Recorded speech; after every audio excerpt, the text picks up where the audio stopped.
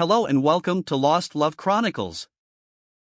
Dear listeners, before we get started, drop a quick hi in the comments and let us know where you're tuning in from.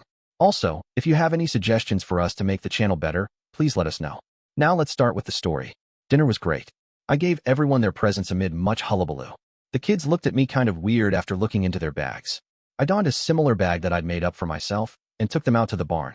There I'd set up a couple of screw-in eye bolts to make this work. I ran a cord from high to low and tied it off. The poncho went over it. Underneath that went a folded-up OD-wool U.S. Army blanket wrapped in a small canvas tarp. That's a tent called a plowpoint style. You need to secure the outer edges with stakes or weights so the wind doesn't catch underneath. Sleeping in it as it is, you'd get really cold. You need a sleeping pad under the blanket to keep you off the ground or concrete. The ground always holds moisture, which draws heat away from your body. I built a small fire on a sheet of steel using flint and tinder, then lit the wood with a candle stub. The fire is placed perfectly to reflect heat back into the tent. Now, I'm going to put it out since we don't want smoke inside the barn. I used a big flat shovel and my shoe to scrape the burning wood onto the shovel, then heaved it out the door. Normally, you'd dig a shallow hole and surround it with rocks. Then you can place your pot of water on the rocks to heat it up for making tea, soup, or cooking food. Only in strong wind would you make the fire hole deeper, because otherwise all the heat would rise straight up and not keep you warm. Using a few logs, I built a heat reflector. When it's cold, you want a reflector on the opposite side of the fire. Think of a fireplace. It has 3 sides reflecting heat. If you have reflectors around you like in the corner of an old stone cabin, you'll stay warm easily. I showed them a hand net with a stick tied to the handle using some twine. You can use it to catch food from the pools. Then drop the catch into a pot with water, cook it, and eat. There are shellfish, small lobsters, and all sorts of things to gather. I picked up a small hatchet for cutting firewood and opening shells. It's very sharp, so be careful not to cut yourself. The handkerchief is for cleaning up and for handling hot pots safely. Never pick up a hot pot with a wet cloth. You could get steam burns. I'll teach you how to cook a potato over the fire or make a simple pudding. We'll do this over the fireplace. Are you guys following so far? I got grins and enthusiastic nods. Good. This is just the start. Once it warms up, I'll take you out and show you the real thing. We'll stay out overnight a few times, then I'll let you loose on your own. Every once in a while I'll teach you something new. Once you've proved to me that you've learned it, we'll go on to something else. Okay, more grins and nods. Good. Let's go back inside before your mom gets worried. I cleaned up my mess and followed them back inside. I'd teach them how to make a fire using the fireplace, where it was dry and there was no wind. Then we'd try it in the real world. I had gotten them little shovels and a hank of paper toweling for camp sanitation and little bottles of soap. Now I had to teach them how, when, where, and why to use it. Sanitation, first aid, fire starting and safety, staying warm on cold or frozen ground, building a trash hut that was warm and waterproof, how to check for snakes, how to capture and get rid of a snake. There were all sorts of field tasks that I'd set them. In a couple of years, once they got some arm length and strength, I'd teach them to use the ATL. Then no raccoon, rabbit, squirrel, or porcupine would be safe. I'd have to check for any diamond willow growths. If there weren't any, I'd have to import some. They made absolutely great arrows. Pecking arrowheads took a long time to learn. I didn't know if I tried to teach them that or not. Fletching was hard enough. Diamond willow made great supports for a wickiup, too. Once we got back inside, the Juliana noticed that the kids were happy, so she was happy. I invited Clara to stay a couple of days to give Juliana an adult female to talk to. I pretty much gave her carte blanche to visit whenever she wanted to. As far as I was concerned, the first guest bedroom had her name on it. It got brutally cold that January. The temperatures dropped well below zero and stayed there. The gale force winds didn't help much, either. The snow drifted the road, closed almost as soon as Mark had it plowed out. We gave it up as a bad job and pulled our heads in. I worried about the LP gas tanks lasting the winter. We turned back all the heaters to 50 degrees and went about in jackets. Heating pads made all our beds comfortably warm. Since the kids were 8 years old, I'd purchased some homeschooling kits and had them doing their lessons at the library table most days. They didn't bitch too much. They realized that they'd be bored to screaming fits without something to pass the time. I had them do more reading and book reports than the curriculum demanded. It increased their vocabularies and sped up their reading. I spent a couple of $1,000s on an old Encyclopedia Britannica before they split into a Macropedia and Micropedia, thus confusing damn near every school kid in the Western world. I latched onto a 1976 edition for $200. It cost $1,600 to ship it to us. Man, was that one pissed off UPS driver. I'll bet he thought I was smuggling anvils. I bought a big Webster's dictionary, the kind that sits on its own pedestal with a half-globe magnifier. The kids were afraid to touch it, so I bought them a collegiate dictionary and left it on the library table. The kids ate it up. They were reading the encyclopedia for something to do. That was worth the price. They learned English, math, geography, biology, Spanish, and music. I could sing a fair bit, so I ran that class. I asked Juliana if she played any instruments. She shyly said the flute. Well, hell. I spent a day in Bangor visiting music stores. I found what appeared to be a very nice flute for about $1,200. I bought it, put a ribbon around the case with a bow on it, and left it under her pillow. The next morning, I beheld a screaming, jumping Juliana that tried to hug me to death. I caught her smiling much more often after that. She'd sold her precious flute to feed her kids while working at that hotel. In my ignorance, I'd gotten her a much nicer instrument. The kids already had a jump on biology. Watching a bitch have puppies tends to do that. They were too young to get started on any anatomy or the Krebs cycle or any of that stuff, but I did teach them veins from arteries while getting some first aid into their heads. They knew what germs were, versus bacteria versus viruses. I asked the local doc to show them what lives in our gut to get them used to the idea of symbiotic organisms. I pointed out that a couple structures in cell biology were likely adopted from external microorganisms to make our cells more efficient. We dissected a rabbit to figure out what all the goopy bits did. I got them learning the states and capitals. Addition and subtraction was a breeze. Multiplication was going to take a while. Division was the devil's work. Not bad for third grade. When the weather broke, I went into town for card games, fresh fruit, fatty meat for the dogs, vinegar, sugar, and cabbage. I made coleslaw by the pound, and everybody scarfed it up. It hit the spot in the middle of winter, crunchy, sweet, sour, and with a little musty and bitter aftertaste from the ground-up celery seed. We played Uno and Kings in the corner. Every time the kids rattled something off at me in Spanish, I rattled off something at them in French, thoroughly confusing them. I heard that's not fair. A lot. Suck wind, kid. I kept bugging the kids to keep the bird feeder, squirrel feeder, and deer manger filled. The animals really did depend on them. They were habituated to eating there and didn't have the reserves to find food elsewhere. They'd die if the kids screwed off. I let them know it, too. I baked the fatty meat long enough to start rendering the fat. I added a couple packages of beef ribs and cooked them as well. The dogs feasted until they groaned. They needed the fat meat in the cold. Their kibble just wasn't cutting it. The kids and I spent a couple of nights sleeping with the dogs. At first it confused them, but then they partied. We slept in a big puppy pile and had a fine time. Mom, however, enforced a shower regimen once we got back in the house. After that we visited the calves with half-coffee cans of ground grain and salt. We petted them for a while and went back to the house. Showers again. Winter time on a farm in the winter isn't all drudgery. There's tobogganing and lots more. I wanted to start some organized exercises. I'd always been interested in Tai Chi. The library had a DVD on it. I took it home, studied it, and did my best. I wasn't very good, but I kept trying. I found a self-defense shop that specialized in Taekwondo. The young fellow running it knew Tai Chi and was willing to give me some pointers, for a price. What the hell? He was a businessman, and we both knew it. He got me going on the right path. After 4 weeks of practice, once per day under his watchful eye, he called me adequate. I almost shot the scumsucker. I went on to teach the kids what I'd learned. Pretty soon I noticed that the kids were getting bored. I said screw it. I bought 2 50-pound sacks of white beans and strapped them to the tops of 2 weighted wooden barrels. I had the kids punch the bags for 10 minutes every night, then 20 minutes, then 30 minutes. I watched them and had them change from a straight punch to a punch through the body line, kicking off of 1 foot, to a punch through, to a punch with a twist. They were getting some muscles. I added push-ups and sit-ups to their PT. I hung a little bell from a string about shoulder high to the kids. I toe-kicked it, knocking it against the ceiling. I had them work at it until they could do it at will. Then I raised the bell. I taught them the snap kick, the bicycle or cheerleader kick, the side kick, and the roundhouse kick. They were getting pretty good. They had some speed coming along. Come spring, I had a heavy bag put in. They took out a lot of aggression on that thing. When the weather got nice enough so that we wouldn't get lung burned, I taught them how to run Indian fashion, on the balls of their feet, one behind the other. It's more efficient. Bored kids on a farm will do damn near anything to stay occupied. I proved it. For their birthdays, I enrolled them in a karate dojo.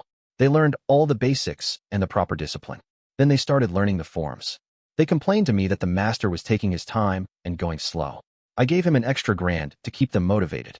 Kim almost injured himself when he misjudged a move during practice and accidentally struck himself. He called me in. What exactly have you been teaching these kids? Beanbag straight punch, through punch, twist punch. Kick the bell straight kick, bicycle kick, side kick, and roundhouse. plus push-ups, sit-ups, and running hard. They've nearly destroyed the heavy bag I bought 3 months ago. Jesus, they're aggressive enough for a wolf pack. I'll get them started on the next set of forms right away. I just hope I can keep them focused. I started them with Tai Chi. Use that as a mechanism to ground them. Teach them center and ground, awareness, and the forms. They'll be fine. Yeah, but what about me? I grinned and slapped his shoulder. Somebody's got to pull the plow. Looks like you're elected. Look at it this way. After this, you'll be able to teach anyone but a slug. Juliana was worried. Harvey, what are the kids doing at night? I've got them going to a karate dojo. I don't want them to be vulnerable to any predators, and since they don't have much peer interaction, I don't want them to be bullied, either. This will give them confidence and the skills to back up any arguments they may get into.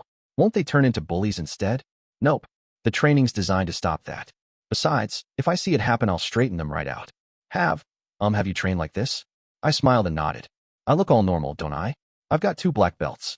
If I pick up a heavy stick, then it's all over for the other guy, unless he's quite special. Then I'll stand off and shoot him. She didn't look convinced. Come out to the conservatory. I want you to start learning something. It's called Tai Chi, and it's a slow-motion martial art. Juliana looked a lot more confident after that lesson.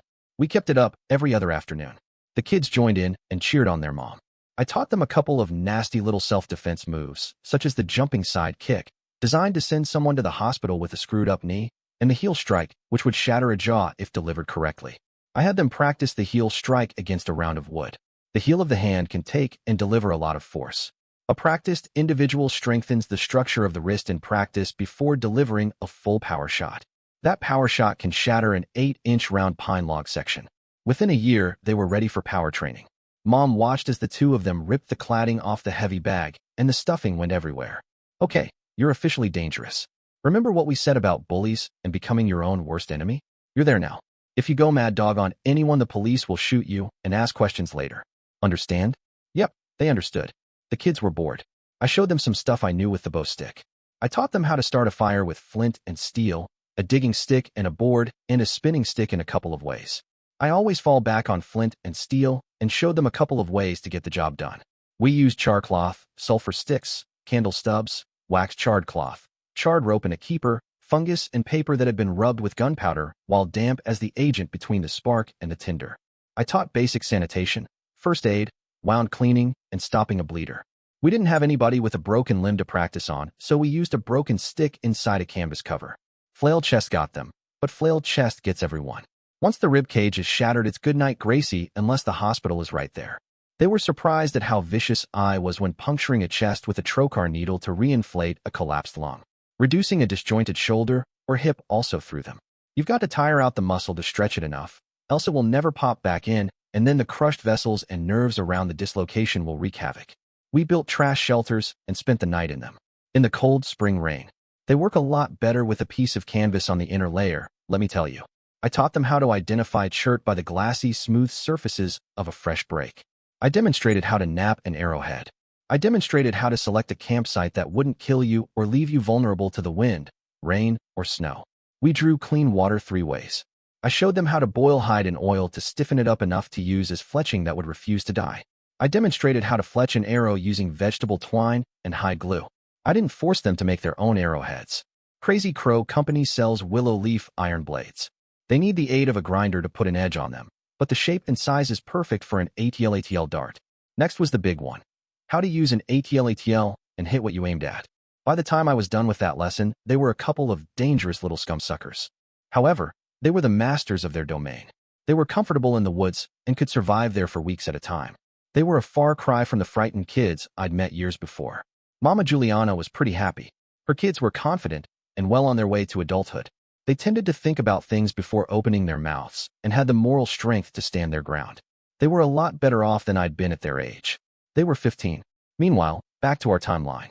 Once the ground thawed and dried out enough, Mark and I planted the garden. We alternated on taking morning and evening critter patrol. It was a lot easier this year with 2 people than the drudge of day in, day out that I'd had to carry last year. Our smokehouse thrived thanks to the local wildlife. Mostly, we caught rabbits and raccoons. We also hunted several full-sized deer, which we butchered, cured, and smoked. After soaking the carcasses in salt for a couple of weeks to draw out moisture, we hung them and cold-smoked them over a corncob fire. This method is a southern tradition. Many hams have been smoked over corncob fires through the years. I thought about my project to make the kids woods aware. My goal was to make them short buckskinners. I ordered tanned deer skins, 2 fur-on bearskins, an 18-foot teepee with the pole set, and the full set of Mark Baker Woods Runner DVDs. The guy did 4 DVDs focusing on the skills of an early American Eastern long hunter. I found some small-format paper-bound books on flint knapping, harvesting, and butchering deer, cordage, fire-making, and why a canvas tarp is your best friend. I dug out my old Buckskinner books volumes 1 through 6, all the old Foxfire books I'd been able to collect, and found a couple sources for clothing patterns. I bought a few single-color woolen blankets in dark blue, dark green, and gray to use as materials for capotes and cloaks. I bookmarked where to find oilskin tarps and overcoats. I'll never give up my oilskin poncho, even today now that I've left buckskinning behind me. I convinced the Friends of Shields Island to buy into the Pioneer Village idea, focusing on the history of Shields Island. The documentation from the old chest sealed the deal once I proposed to display it in their new visitors center. With their approval, I got the pads poured for the visitors center, a few buildings, and a big stone not brick barn, on their side of the fence not far from my second barn and facilities. I got my contractor started on the smithy and kitchen on my side of the fence. I had 2 gates put into the fence connecting the 2 built-up areas. By midsummer, the buildings were ready. I hired a couple of guys that helped run Museum Village in Monroe, New York, and Hale Farm Village in Bath, Ohio to come and give us some oversight to get set up. I thought about getting someone from the Shaker Village in Bardstown, Kentucky, but from what I recalled while attending university in Lexington, it was a static display. They brought plans for the blacksmithy, church, and sawmill that I wanted to set up. I had pictures of the old farm kitchen to go by, and the formal dining room as well. For a rural farm village in the 1860s, they suggested a few squared beam log cabins, such as the Foxfire books illustrated. They brought pictures and construction plans. They also suggested a small timber-framed church with clapboards and a pot-bellied stove, or 2. This being Maine, we ended up putting in 4. I paid them to track down and hire a crew to buy and install a loom and a 5-seat spinning wheel. These were called spinning circles. The spinsters would spin the wool for the weaveress. I remember something about stringing a loom being the most difficult, time-consuming operation involved in working with a loom. We needed to buy raw wool and spun wool. I hired the timber framing group they suggested to raise the church. They did a very nice job. I had photographs taken as they worked and assembled an exhibit within the church. The pews were not fastened down, giving the village a multi-use structure as had been done in some locations at the time. There was a dais, rail, and pulpit, but it was all left quite plain. It was never consecrated as a church and simply left an impression of a non-denominational house of worship. The 3rd, stone barn and visitors center were started at the north end of the island. Our sawmill was purchased and rebuilt. We used recycled barn and factory timbers placed on a gravel pad in the south end complex. I purchased and had installed a reproduction of an early 1800s steam engine called a corliss engine. It had a bloody huge flywheel and had a reputation for high efficiency. I had a 5-ton coal bunker built near the steam engine and had it filled. This would easily supply our blacksmithy as well. I called around and found a timber company willing to supply a limited number of clean logs for our sawmill operation. The first few dozen logs worth of timber went to provide beams and floors for the new structures and would to make up the mangers, floors, beams, and walls in the new stone barn. Once we got the kinks out of the operation, we drilled and pegged where we could, especially while setting the beams and support structures in the barn. They would prove to be the most visible. The soap-making operation was provided with a large kettle on a chain and tripod, suet and leaf lard, boiling tubs, forms, cotton cloth, and lye. The candle-making operation was set up for dipped and molded candles. We needed a wood carver for all the spoons, paddles, trenchers, and all the other little things that the farm required. The kitchen and living room were laid out in the same building. A local blacksmith made the traveling crane and the fire tools. I located and purchased the stove, granite wet sink, pots, jugs, bottles, trenchers, oven sheets, pans, tins, molds, burl bread bowls, and the big kitchen work table we'd need for the kitchen. An estate sale provided the dining table, lowboy or butler's table, and chairs for the formal dining room. I sent out the parts of the chandelier to be strung and prepared for hanging on a pulley and windlass above the dining table. I bought more linen tablecloth for the dining table and an 8-piece blue Delft tableware set, as well as the water glasses, wine glasses, and tableware. I remembered to get a candle snuffer to light and put out the candles. I contracted with a blacksmith to move a simple coal forge and anvil to the site and demonstrate on the weekends when we were in operation and on special circumstances. We provide the coal and raw materials. The visitors center was completed, the auditorium and its projection equipment were installed, and the documentary exhibits were finished for the time. I hired a few locals to man the stations for a live fire exercise. The Shieldsport High School was going to deliver 3 busloads of kids with chaperones on our doorstep that Friday morning. I wandered around in a black sack suit, white shirt, and ribbon tie. A la Colonel Sanders, I wore lace-up, low-heeled boots, and carried a cane. I introduced myself as the owner and talked about the site at the Visitors Center and shepherded the oldest group around the site, explaining what they saw. I was doing the job of a professional site interpreter. I was glad that I'd put up signs on the second barn stating that it was a maintenance structure and to please stay out. We hadn't locked the damn thing. I noted that we'd forgotten a few necessary things. We didn't have any outdoor seating for people to rest, and we'd forgotten the damned outhouses. We didn't have any for the reenactors or the guests. I also noted that we didn't have any shelters in case of rain, either. The only restrooms were in the Visitors Center, and they weren't enough to handle the load. Next year, I'd contract with an agency. I figured out where to put a couple picnic shelters with fireplaces. Other than that, we agreed that we did pretty well for a first run-through. It had taken long enough to get to this stage that the first snow flew soon after our run-through. We shut it down for the season. A wooden structure was quickly built over the steam engine and a canvas shelter went over the coal bunker. Within the month, the stone barn was finished. I had half of the first floor filled with face cords of split hardwood. I had both of the septic tanks at the reception center and the house pumped out for the year. Mark's LP gas tank got refilled, as did my 2 tanks. I had an artist make larger ink renderings of some of the illustrations that had been in the trunk. I wanted to use these to gather more interest in the documentation and compare what was to what we built. I kept careful track of all the bills and receipts for the operation.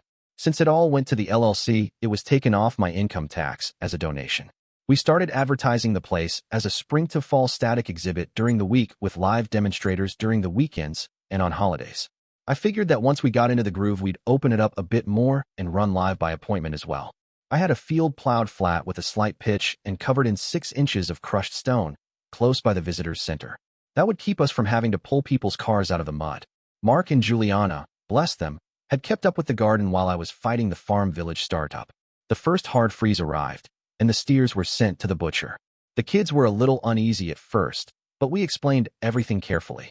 We had all winter to prepare the pen for 5 or 6 piglets. We needed to bury barbed wire around the perimeter because pigs naturally root around. We also had to build shelters, set up a watering station, and provide a wet trough for feeding. To get them through the winter, a heated manger was necessary. I wouldn't leave any animal outside in that kind of weather during the cold months. Once the truck came back from the packing plant, we made an emergency run to Lowe's. We needed 2 more chest freezers to hold all the beef. The ground hadn't frozen too deeply yet, so I took advantage of my contractor's slowdown in trade to get a foundation dug and poured, then the spinning and weaving house built. A fireplace was built into the spinning room, and both a big high-backed fireplace settle and a single spinning wheel were added near the hearth. I recall reading in the estate journals an account of the children going to sleep to the sound of the spinning wheel. That page would be reproduced large and added to the display. I made a decision that I'd have to convince the Shields Island people to run with. Most of our displays should all have been built into one big building with a double course brick or stone first floor followed by frame and clapboard floors above that. Damn it.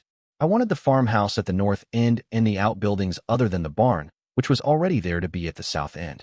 This would mean building the farmhouse, moving the displays inside it, and tearing down some of the smaller structures that we'd already built. If we ensured an electrification of the house, be wide doors and corridors, and copyright an elevator at one end for the wheelchair-bound, we might get put onto a national register. That would sure be a feather in our caps. I had spent several $1 million on the project, and it was almost matching my vision, but it wasn't quite rational yet. There were conspicuous holes in the flow of how a farm of the period would operate. There was yet to be built a bunkhouse for the field hands, a small house for the foreman, a bathhouse, a woodworking shop, and a stable with an attached paddock for the mules. There were no farm carts or buckboards. Where were the plow and the drag? Where were the cooper and wheelwright? There should be an office for the guy that doctored the people, cut their hair, and pulled their teeth, as well as doctoring to the stock. Where was the dining hall for the field hands? Where was the latrine for the field hands? There should be a farm office for scheduling and accounting. Where were the cooks and the housekeepers to sleep? Where was the schoolhouse for the kids? Should we have a firehouse? I documented it all. We had a ways to go yet. However, our first step had been a giant one. I was going to turn my face away from it for a while. I needed to stand back and look at it with a different viewpoint. I bought a couple of sun loungers and a small table for the conservatory. I was lying back, trying to catch some tan between the sun and the halide lamps. I was relaxing with a bourbon and coke, dressed in my bathing trunks. I was comfortable. Juliana came in and sat on the other lounger. Are you done yet? Done with what? She gave a careless wave towards the other barn. All that. I cast an eye her way. Not done. Just in hiatus. I'm letting it rest. Can I ask you something? Sure. I may waffle a bit if I'm uncomfortable with the subject, but you can certainly ask. Why have you done all this? Why not just sit back and live the high life? You must have the bucks considering how you've spent money on this project. Why not live in the Caribbean or on a cruise liner or something? Why live out here in the boonies? I smiled as I looked at her. She really didn't get it. I've got two reasons. One, the quiet. I'm addicted to the quiet. Some night when it's clear, cold and crisp and the stars are shining so brightly that you feel that you could reach out and touch one. Just listen. Listen for anything. You won't hear it. You may catch the sound of the waves lapping against the shore. If you're unlucky, you'll catch the sound of a ship's horn. That's it. Blessed silence. You can't buy that anymore. The other reason I'm afraid you'll laugh at. You see, I had, for lack of a better word, a vision. It was a brief burst of clarity in which I saw this place as it was, and as it could be, one of the last true self-sufficient farms, with the facilities to show interested people how their great-grandparents lived and what they thought natural and proper. I've had a few missteps and a few misinterpretations, but all in all it's coming together. The few holes are quite glaring to me. I've been writing them up in a to-do list, but I want to let everything percolate before I make any big decisions. After all, this is a Maine farm village, not in Georgia. The slave economy and management legacies just weren't there. The mattresses were filled with corn husks and straw ticking, not cotton or rice straw. Pot-bellied stoves or legacy Franklin stoves were everywhere. There was a lot more fish and chicken in their diet than beef or pork. Those were cash crops, so to speak. Sunday dinner could just as well be salt cod and potatoes as anything else. In the South, including Texas, Reconstruction and the carpetbaggers destroyed much of what was left of the previous landowners' culture, as well as their farms and plantations. The Indian Wars across the Great Plains, the Transcontinental Railroad opening in 1869 and subsequent laying of the vast network of local lines, the San Francisco Fire of 1906, the Great Chicago Fire of 1871, and near simultaneous burn-off of most of northern Wisconsin, the Alaskan Gold Rush of 1897. All these things provided a tremendous amount of energy for change throughout the rest of the nation. Before those such as Henry Ford and Thomas Edison changed transportation and began electrification, before World War I denuded the country of mules, the way of life outside of towns in the East didn't really change from about 1865 to 1914. That's a long damn time. True, the mills changed with the advent of steam-powered engines for power, better stoves took over the kitchens, and fashions definitely changed, but that's about all. That magical stability gave people a multi-generational false sense of security. The world changed around them, and when it finally impacted their lives, they didn't quite know what to do about it. I wish I could see the newspapers from 5 years after the break in our documentation. The changes must have been dramatic. So, does that mean you're a historian? I thought about it a minute. Not at first, but I suppose that I became one once I got interested. Now, with all these public access modifications, I'm beginning to feel threatened. I'm going to have another fence built to enforce my privacy here at the house. I don't want dirty-fingered tourists peering through the windows. Let's go look at the master map and decide where the fence line should run. We got up and walked over to the office. I still kept the master map there on the wall. I wanted to minimize the public land and maximize the private, yet leave room for future expansion. I drew a curving line with my finger, encompassing the buildings, orchards, and rendezvous site. Why include the rendezvous area and the orchards on the public side? Because buckskiners like flatlanders to come and visit, spend some money. A lot of them spend the winter time at crafts that they can sell for their gas money, if nothing else. People swap, trade, sell, and bargain all through a rendezvous. It's an early American flea market. Cool. I looked her over. You'd look great in a bleached leather dress with some beadwork. Let me show you what I mean. I walked out to the shelves where my rendezvous books were and found the buckskinning books. I forgot which one had the women's garments, so I pulled the first 4 and settled down at the table. She followed curiously. I found the pictures I was looking for, turned the book around, and slid it over to her. I could wear something like this. Sure. There are loads of patterns, and the skins are available. The beading is a skill, though, and we might have to look around for someone to do it if you don't care to learn yourself. Wait here. I went back to my bedroom and opened up a suit carrier I had stuffed at the back. Within were my breeches, linen shirts, Westcott's colonial vests, socks, and silk headscarves. I dressed to the period, put on my rough-out brogans, found my rendezvous possibles bag, dug out my neck knife in its beaded sheath, put the knife around my neck, and put the bag over my shoulder. I walked back out and stood there looking at her. She looked dumbfounded. This is a whole different side of you. I never would have expected this. Period dress is just that, designs and materials limited to the period.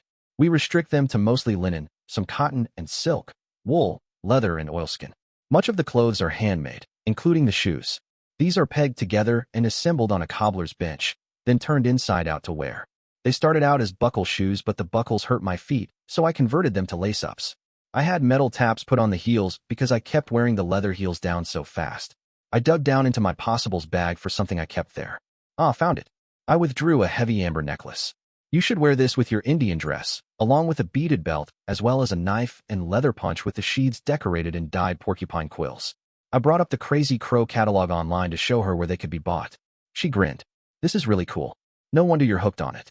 But I'm a little blonde to be an Indian princess, don't you think? Nope. Virtually all the native tribesmen were fascinated with blonde hair. You would have been captured as a child and brought up in the tribe. She nodded. Now, some of the skills a good buckskinner should know are how to build a camp, set up their lodge, build and use a fire, safely, throw a knife, throw a hawk or tomahawk, and speak a few phrases in French. French was the trade tongue for nearly a century on this continent, and, I believe, Quebec just carried on the tradition, making it their common language. That's why Canadian signs and packaging are bilingual. Did you know that the Cajuns that settled Florida and Louisiana were distressed Newfoundlanders that lost their homes in the war? That's to the best of my understanding. That's how the Cajun French came to be. It wasn't from French settlers in the Gulf. I'll pull some phrases in French for you with translations. You memorize them, and we'll drive the kids' bats hit. Deal? I'd not seen her with an evil grin before. Deal. The next time I was online, I did a little shopping at Crazy Crow. They had good quality copper cooking kettles at a reasonable price, the deerskins I wanted, beaded sheaths, and canvas water buckets for campfire duty. All the rendezvous that I've ever attended have one specific line built into their rules. A full water bucket will be near every campfire. Notice it's not should, it's will. I placed a phone call to the folks at Crazy Crow to see if they had anyone that would beat a dress or do some quill work for a good price. They had a few leads and agreed to broker the jobs for me. Since it was winter time, they would be working or alternatively, may want a few commissions. I thought seriously about the displays at the Visitors Center. It was too Shields Island-centric. I wanted to expand it to link in the other driving cultural events of the time, namely the Civil War. I would feel like a cad if I asked for the Civil War militaria back, so I didn't do it. Instead, I had the journal copied, found a resource for battlefield photographs of the time, and had an artist sketch out the scenes noted in the journal. Some were chillingly like the pictures that I'd found. I had the artist do some rotations without referring to the pictures. A sketch from the journal writer's viewpoint was presented first, then a rotation that matched the picture that was presented third in line, next to the previous sketches. It was an amazingly effective exhibit. I had a very heavy, vault-class display case installed with multiple layers of armored glass in the front. Why the glass? After all, it was a display case. Within I hung the rifles that I'd inherited, as well as some reproductions of the period, such as the Winchester 1885 high-wall falling block rifle in .45-70 and a more common brass frame Henry in .44 RF, which the Southerners were reputed to have said the damned Yankees would load on Sunday and shoot all week. The 1874 Sharps with a Creedmoor sight was displayed, highlighting a few blemishes. The incidents leading to those blemishes were noted in the sniper's journal, almost in an apologetic manner, giving provenance to the weapon on display. The peripheral display contained cartridge boxes, paper boxes, copies that the bullets were bought in, examples of various cartridges of the times compared to modern cartridges, and some photographs of what those weapons were used for.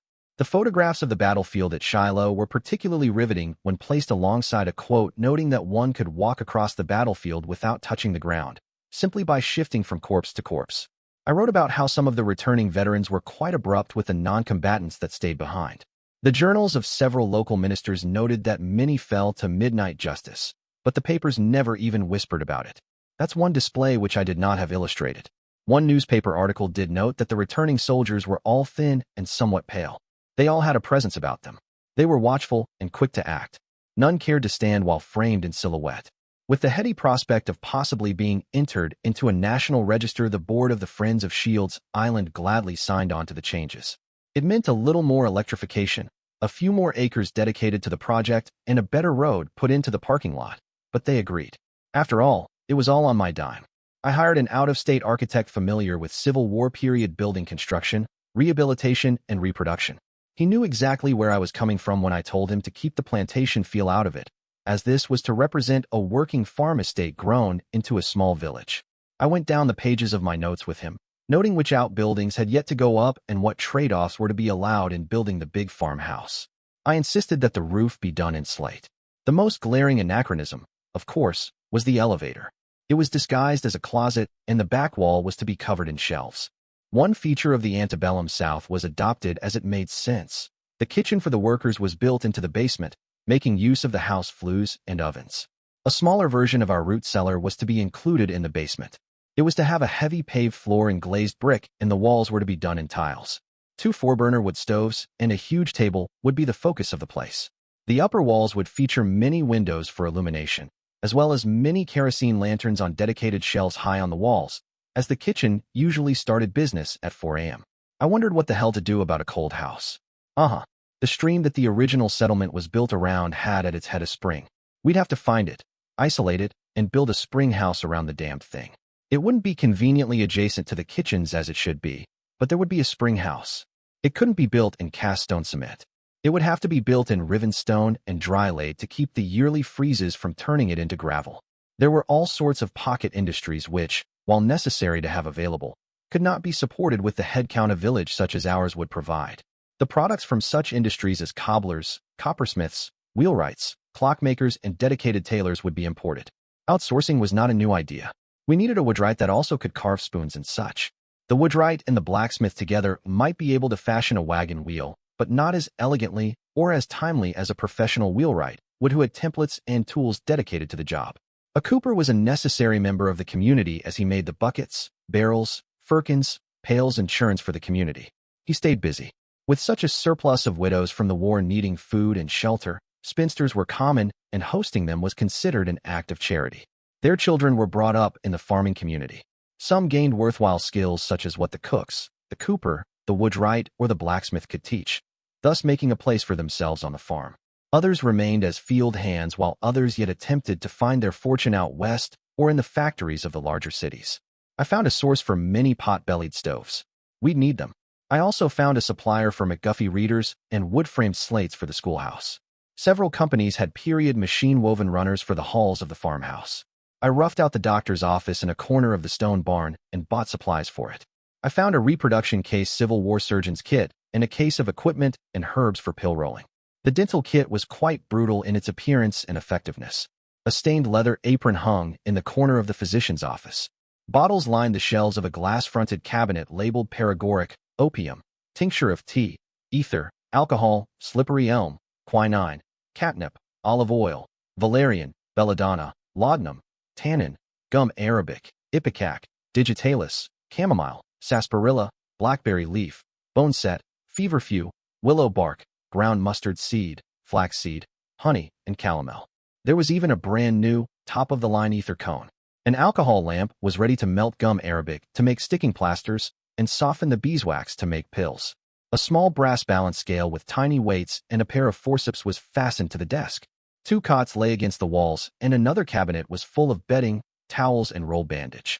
A certificate of accomplishment of a 2-year medical apprenticeship was fastened to the wall within a glass frame. Several books were shelved on the desk on such subjects as anatomy, the treatment of fevers and agues, the pharmacy of the modern practitioner, herbal remedies, difficult childbirths, and amputation. I spent some of the winter digging through period cookbooks, such as copies of White House cookbooks and Pennsylvania Dutch works published for the buckskinning market. I printed, laminated, and bound a practical cookbook for use in the village kitchens. I made certain to include recipes for things that the residents of the time would have thought silly, like how to make boiled salt cod and potatoes. Of course, everyone knew how to make that. The roasts, small meats, forcemeat, sumac tea, black tea, chamomile tea, potatoes, biscuits and gravy, bacon, fried and scrambled eggs, French toast, various soups, game and fowl, a few vegetable dishes, various fresh fish, puddings, custards, fools, crumbles, pies, and cookies were covered. I was able to specify temperatures rather than using the traditional keeping, warm, hot, or scorching temperature notations of the period cookbooks. I had clip-on oven thermometers added to the ovens. That was it. I'd had enough. I was taking a goddamn vacation. The place would roll on alone without me for a month or so. I bought everyone $500 gift checks for Christmas and called a travel agent out of Bangor at random. Hello, Shelley's International Travel. May I help you? Yes, please. I'd like to have a private plane take me to Montreal, have a limo pick me up, and take me to Le Petit. There I'd like a suite reserved for 3 weeks. During that time, I'd like the services of a car and driver with local knowledge of the city. I'll be attending concerts, visiting museums, shopping, and in general vacationing. I may be staying longer in the city, but I don't know at this time. I may wish to head south to the Texas coast for a while to soak up some heat and barbecue. Please inquire as to reservations and produce an itinerary as well as a charge sheet. You can get back to me on this number. If anything needs to be mailed, then the Shieldsport post office knows how to find me. I'm Harvey Paxton, and I'm one of 2 adult males on Shields Island. If they can't find me, then I'll have to take up issues with them. A long pause bent the air. You wouldn't be pulling a lady's leg, now would you? I replied, no, not in the least. I'm serious as a heart attack. I need a goddamn vacation, and I tagged you out of the phone book. Now, are you going to get busy, or do I call someone else? She hurriedly replied, no, that's quite all right. I get on this right away. I should have a preliminary itinerary and set of numbers for you by this time tomorrow. I'll call you to confirm and get billing information. Then I'll have the tickets couriered out to you. Is that satisfactory, sir? Yes. Thank you. Click. Damn. I didn't need a vacation. I had been pretty abrupt with her, hadn't I? Well, I'd be paying her enough in rake-off to make it worth the scratches I'd given her. I tried on my Goodwill suit. It didn't fit right. I'd buy another one once in Canada. I packed a pair of good black wool whipcord pants, a comfortable canvas shirt, a micro-fleece hoodie, and my goose-down jacket, the latter which I packed into its bag and put into my suitcase. I went online to buy a good leather suitcase, a nice covered suit hanger, a high-end carry-on pack. I found this thing called a leather airport escort. It held my tickets, passport, and driver's license on a lanyard around my neck. I bought one. I looked for it and found a nice, pile-lined black leather bomber jacket. It would look good and keep me warm as well. Levenger had a big bomber jacket leather briefcase that would hold a couple of files, my laptop, charger, and mouse. They'd all be delivered by FedEx next day air. I rolled up the suit carrier within the suitcase, added my standard hotel kit of underwear, socks, my own pillowcase, tea bags, sugar, bourbon, a clock, night light, an all-band radio, and a pack of batteries, as well as my DOP kit. I had my dad's old pigskin DOP kit that had more boiled neat's food oil in it than leather.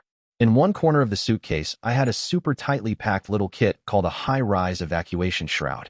It was mostly a see-through plastic bag with elastic straps that fit under your armpits and had a smoke filter that you clenched in your teeth when it was deployed.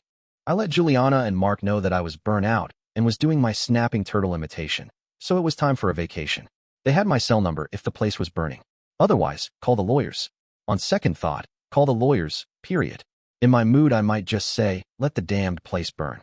I got my contact folder, packed up my stuff, and asked Mark to drive me to the Big Bangor Airport's private terminal. There I hooked up with my ride, waved bye to Mark, and settled back for the hop to Montreal. There was no confusion about finding my luggage. Coming from the private flight line, I got taken care of by customs right away. He looked curiously at my rolled-up suit bag. I noted, it's been a few years and my Goodwill suit doesn't fit anymore. I'll have one made while I'm here on vacation. He said, may I ask why you selected a private plane? Sure. I replied. I held up my bottle of wild turkey. Those a-holes would have stolen my bourbon. Then I would have found it necessary to visit them where they lived. He nodded. That'd do it. He was about to stamp my passport when he noticed the survival shroud. He was about to take it apart when I stopped him. If you pull it apart, it'll never go back together. It's a survival device to get out of a high-rise. It covers your upper body to keep the smoke from your eyes, and there's a mouthpiece you bite to breathe through. It's a smoke filter. He carefully read the packaging, nodded, and put it back. Good idea. Where you headed? Le Petit. I've got a suite waiting. He was visibly impressed. He stamped my passport and shook my hand. Have a good trip. Thanks. I was about to chew my people's ears off. I really need this vacation. My limo driver was waiting with a placard bearing my name. He was 7 feet tall if he was an inch. He took my luggage from me and led me out to his rig. I asked, are you my guide for the 3 weeks? Yes, sir. I grew up in the city and know everywhere from the dive bars and grunge rock scene to the Japanese tea houses, four-star restaurants, and everything in between. I replied, cool. First, I want to check in and get situated. Then I want a high-end tailor to get a good wool suit made. After that, I want steam and a massage. Then we eat. Where I eat, you eat. None of this sitting in the car and eating a Christly sandwich, understand? He nodded and grinned. I have the feeling that this is going to be a good gig. I replied, I don't believe in making enemies. Friends help. Neutrals ignore. Enemies obstruct. Call me Harvey. I got checked in and found my tickets for next Saturday night's concert waiting for me. I found Matt, my driver, waiting for me near the door. Where do we go for a top-end suit? He immediately replied, Harry Rosen. You'll need an appointment. I nodded and got out to talk to the nice man at the hotel counter. The concierge service of a good hotel is what you really paid for. I asked for a soonest appointment at Harry Rosen. I got a nod and a raised finger while he made a call. We had time for a snack, at which time they could fit me in at about 3:30. I nodded my thanks. I got back into the car, pulling it to behind me. We've got a 3:30 appointment with Harry Rosen et.al. How about we spend an hour getting around a little grub? He put the car in drive. Sandwiches? Sounds good. I replied. We ended up at, God help me, a place called Reuben's. I have to admit, they did have a pretty damned good Reuben sandwich. I had an iced tea to go with it. Matt had the same. Soon it was time to leave. I washed out my mouth, cleaned up, and it was off to the races. Matt drove up to a smart-looking building facade. I walked in while he found a place to park. A well-dressed young man asked if I had an appointment. I replied, Paxton, 3:30. He nodded and walked me back to a small, well-appointed room with a table and 2 chairs. He offered me a seat and my choice of beverage. I was very happy to order ice water with a twist of peel. I removed my coat, hung it over the back of my chair, and sat calmly, waiting. At 3:30 on the dot, an older man briskly came in, shook my hand as I rose, and asked what they could do for me. I began by telling him what I didn't know. I don't know if I require the services of a bespoke tailor or not. I am not a Nobel laureate, a diplomat, nor do I deal with the ennobled. I'm wealthy enough to make creases sit back, but keep it on a leash to let it make more money for me. My day-to-day suit, would you believe, is an 1850s sack suit with a linen shirt and a ribbon tie. I am the proprietor and owner of Shields Island, just off the coast of Maine, where I am furiously building a historical settlement, a semi-working farm estate village. I came to you because my one good black suit no longer fits.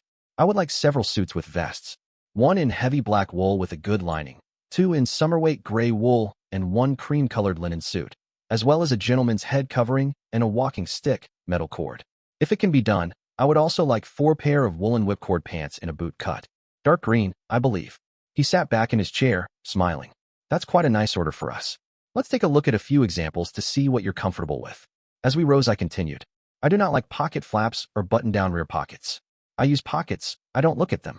Any garments that I purchase should have exceptionally durable pockets put into them, aftermarket if necessary.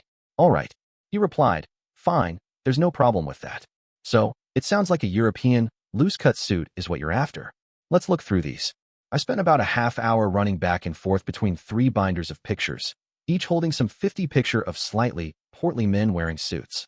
I remarked, I take no insult in the fact that you've matched my body form quite nicely. In fact, it's a good tool to see what I'd look like in them. I had slipped pieces of paper in them at 3 points. Here, these appeal to me, yet I have no idea what I'd look like in them. I suppose it's like those personality tests where you're at odds to say what you are like versus what you would wish to be like. He nodded. Very good. I have a newer tool to aid you in that decision. Please follow me. He took me into a room with a computer and a computerized camera. Please sit here. Lower your jaw a trifle. Scowl a bit. Hold still. Flash. Turn a bit left and do it again. Flash. And now a bit right. Flash there. That ought to do it. Now the computer puts your head on in place of the models. He typed a bit, no doubt selecting the suits which I'd pointed out. In a moment or two, he showed me the results on the screen, one after the other. The third, I think. Yes, that will do nicely. Oh, and I'd like to add something to the order. Something like a good raincoat with a liner, such as London fog used to have the reputation for. I'm certain you know what I'm after. Right. We've done the hard part. Now let's get you into the hands of a tailor to get you measured up properly. We'll work up a suit and have it ready by, 5 working days, all right with you? I smiled at him. I'm in town for at least 2 and probably 3 weeks. Then I'm flying down to Toronto to see the sights. From there I'll probably head for Houston, Texas to see the sights and take in the regional specialties. I'm a great believer that perfect barbecue exists somewhere and it's my destiny to find it. Good man. It's a wise man that knows what he wants in life and enjoys what that is. If that's your avocation, would you like to purchase a couple of sauce-proof leather vests to wear while on your quest? I grinned and shook his hand. Certainly. Add them to the bill. Also include a half-dozen good, hard-wearing long-sleeved Egyptian cotton shirts for me, cream-colored. Speaking of, I do believe that I need to clear your accounting department.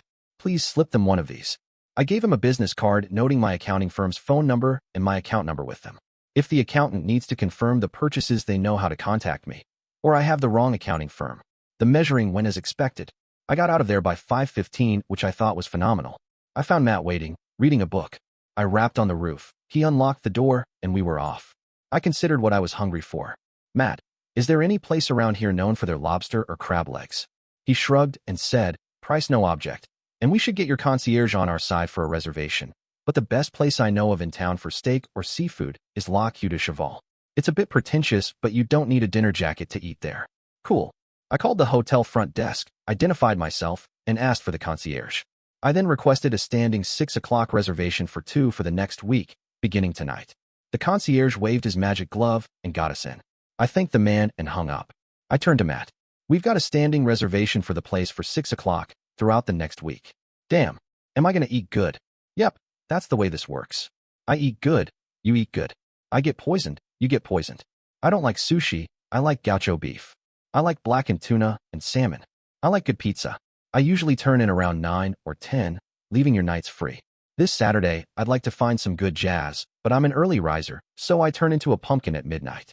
If you like to run, I'll be in the hotel gym by 5:30 and there until about 6:30, when I'll shower, change, and find breakfast. If the breakfast bar at the hotel is any good, I'll be there. If it's shit, I'll rely on you for someplace the truck drivers eat." "Okay, very okay." We walked into the place, me in my bomber jacket and Matt in his antique M65 field jacket, both of us in jeans and lace-up boots. Nobody blinked an eye. We had a drink, looked over the menu, and made our choices. Matt was a prime rib guy. I joined him with a queen portion of prime rib and a lobster tail with drawn butter. This was old-style steakhouse fare. You're confronted with trays of meat from which to make your selection. I slipped the waiter 100 for good meat and good service. It was good meat, well-cooked, and with well-prepared sides. It was pricey, but you get what you pay for. I'm a devotee of 2 buck chuck, so along those lines I picked an Australian Cryas. I'm sure I left the wine steward lying on the floor and clutching his chest. I'm not a big believer in desserts, so I sat back with my coffee and cream while I watched Matt devour half an apple pie. That boy was a stomach on legs. As we left, I gave him the eye and said we can do better than that. I resolved to do a little research on Yelp, the people's answer to advertising. I headed for my temporary home to do a little research as to where to go next. The Science Museum wasn't far from the hotel. I wanted to spend some time there. I also wanted to find a dojo to see how my residual skills were doing. About 8 that night, I'd settled on Moishi's Steakhouse for tomorrow's dinner. I asked the house expert to get me a couple of reservations for somewhere between 6 and 8, or even 9 o'clock. I found a martial arts supply store where I planned to pick up a pair of single sticks. I called Matt on his cell phone to ask him if he would please bring some very fine steel wool with him in the morning. I need to treat the single sticks before use. Nothing else struck me as important or necessary, so I went to sleep with a drink in my hand, watching an old movie. I rose, stretched, and tied on a waist pack with my wallet, room key, and a pocket knife in it. Then I headed down for the gym. I ran my butt off. Then I did my push-ups, pull-ups, and sit-ups. They had no bag to punch against. Pity about that. A clod came on the elevator with me and tried to muscle me into the corner and grabbed for my wallet. He really shouldn't have tried that. I was already in the mood to kick, but at a dojo, I used his weight against him. His choice of venue worked against him, as there was no way to get away from me in the closed elevator. Palm strikes work wonderfully if you can brace your rear foot against something. He'd have to have his jaw wired shut and his shoulders put back in place. His collarbones were in pieces, as were his shin bones. His knees I left alone. I really bounced him off the walls and floor. I found myself smiling as I showered and dressed. As I was making my way to the door to meet with Matt, a man approached me. He flashed a card at me, then hid it away again and reached for my arm. I yelled out, "Assault. Call the police." Then I dropped him with a fast, hard forearm strike. The concierge approached me. "Sir, that was the police." Well, if he'd acted a bit more civilized, then he wouldn't be on the floor, now would he? "I suggest you secure the lobby tape and make a few copies. Also lock up the security tape from the elevator where I was assaulted. I may wish to press charges. I'll want copies of both tapes from my lawyer." I was going with the old homily that the best defense is a good offense. If I could rock them back with a few good attacks, then perhaps they'd think again about prosecuting me. The tapes would go a long ways towards establishing who the attacking parties were. Matt and I left for a little restaurant he knew with good food and large portions. Imagine that. After an excellent breakfast, I directed him to the martial arts supply house, where I secured a GI, belt, and 2 single sticks. Matt knew of a laundromat that took in work. I handed over the GI and belt with instructions to wash them both 8 times in hot water with bleach, for pickup at the same time the next day. Wearing a new GI is a punishment. They have to be softened up a bit. I spent an hour with the steel wool and the sticks sitting on a street-side bench, getting rid of the shellac. Soon they gripped the skin much better. I didn't have the time to do a proper wrapping job, but this would suffice. Matt took me to a big fishing outlet where I bought several spools of black 200-pound test braided line that I used to wrap the grips. I used one club to pound in the wrapping on the other, then use a light wash of hide glue to secure them in place if it were available. We spent the day at the Science Museum. He was surprised when I directed him to Moishi's Steakhouse. I supposed that he'd never been exposed to Jewish restaurant culture. I wondered if Greek restaurants ever made it this far north. They'd cook anything. What they didn't know, they'd fake. We got the hairy eyeball upon entering in street clothes. However, when I mentioned that my suits were on order at Harry Rosen's, it was all smiles. After $100 bill graced the maitre d's palm, things went swimmingly. I found the food to be of a much higher class than that of the night before. Matt seemed impressed. This is old 30s, 40s, and 50s Jewish culture. We're goyim, but accepted because we know the rules of the game. You keep your head down, compliment the food, and eat what's put in front of you. You won't be disappointed, I promise you. You come back on your own later, they'll remember you. If you come in with a girl on your arm, you'll damned near be adopted. Mark my words. However, never, ever try to get in here on a Saturday night. That's their Sunday. Depending on the group, it could break all agreements. Don't try it. There really was a Jewish mafia, and its legacy could live on here. After dinner, we broke up early. I spent the next 6 hours diamond wrapping the grips of the single sticks. I didn't have access to fish glue or hide glue, so I picked up a tiny bottle of a urethane product called Gorilla Glue and gave the wraps an exceptionally light brushing and immediately wiped it off. I'd have to pay for that hand towel as it was ruined. Come morning, I worked out, had a light breakfast, secured and paid for my GI, then had Matt drive me to the dojo I'd found in the phone book that mentioned Kung Fu being taught there. I walked in with my GI and sticks in a long gym bag. I asked to find out if anyone was around that, for a fee of course, would help check me out on my skills. A younger guy gave me a sure, no problem, so I paid up and headed back to the gym where I changed. As I came out, I noticed a small crowd of younger guys sitting against the wall, watching and commenting. I supposed that I was the Daily Show. It must have been a slow news day. I stretched and did a few forms, stretched again, and watched my breathing. He came up beside me and used a single stick to smack me in the elbow. I took a step back while I shook the feeling back into my arm. He was grinning, no, smirking. I said, low and slow, "You have broken the protocol of the dojo. Perhaps I have a lesson for you. That protocol is in place to keep fools like you from getting killed by combat veterans like me." I went into my attack forms while he wildly attempted to backpedal and defend himself. He never once gained his center or achieved a proper stance. I broke both his collarbones, his upper arms, and several of his ribs before I halted. You could have heard a pin drop. I went back to the dressing room to change. An older guy was standing there when I came back out. I said to him, "I take my leave of this house of ill repute," and left. I think that once the air cleared, it would be the last time that the kid was left alone in the dojo, and I'd bet good money that his buddies had seen their last time inside those doors. At any rate, I was satisfied that my skills were at least still present, ill-tested though that last circus act had left them. I wondered that I hadn't heard from the police. We went shopping for books and movies. I picked up a few things that I wanted to read, and a few DVDs to fill out my collection. The next day, I paid a visit to a place that had martial arts and gymnasium on its signboard. Regrettably, nobody there was proficient in single stick or Florentine sticks. I rented some time to use their heavy bag with my sticks.